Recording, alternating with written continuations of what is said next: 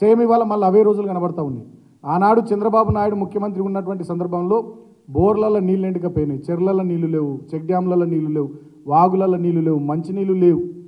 అనేక రకాలైనటువంటి ఇబ్బందులు, పోలీసుల వేధింపులు, కక్ష సాధింపు చర్యలు, ఒక రకమైనటువంటి భయానక వాతావరణంలో, దుర్భరమైనటువంటి పరిస్థితుల్లో ఉన్నటువంటి తెలంగాణను ఆనాడు చంద్రబాబు నాయుడు ముఖ్యమంత్రి ఉన్నప్పుడు 2004 ముందు మనం చూసినాం.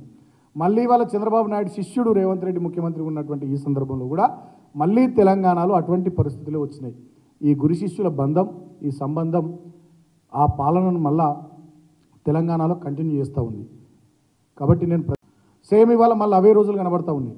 ఆనాడు చంద్రబాబు నాయుడు ముఖ్యమంత్రి ఉన్నటువంటి సందర్భంలో బోర్లలో నీళ్ళు ఎండకపోయినాయి, చెర్లలో నీళ్లు లేవు, చెక్ డ్యాంలలో నీళ్లు లేవు, వాగులలో నీళ్లు లేవు, మంచినీళ్ళు లేవు. అనేక రకాలైనటువంటి ఇబ్బందులు, పోలీసుల వేధింపులు, కక్ష సాధింపు చర్యలు, ఒక రకమైనటువంటి భయానక వాతావరణంలో, దుర్భరమైనటువంటి పరిస్థితుల్లో ఉన్నటువంటి తెలంగాణను ఆనాడు చంద్రబాబు నాయుడు ముఖ్యమంత్రి ఉన్నప్పుడు 2004 ముందు మనం చూసినాం.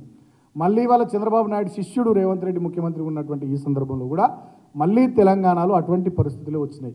ఈ గురు శిష్యుల బంధం, ఈ సంబంధం ఆ పాలనను మళ్ళా తెలంగాణలో కంటిన్యూ చేస్తూ ఉంది.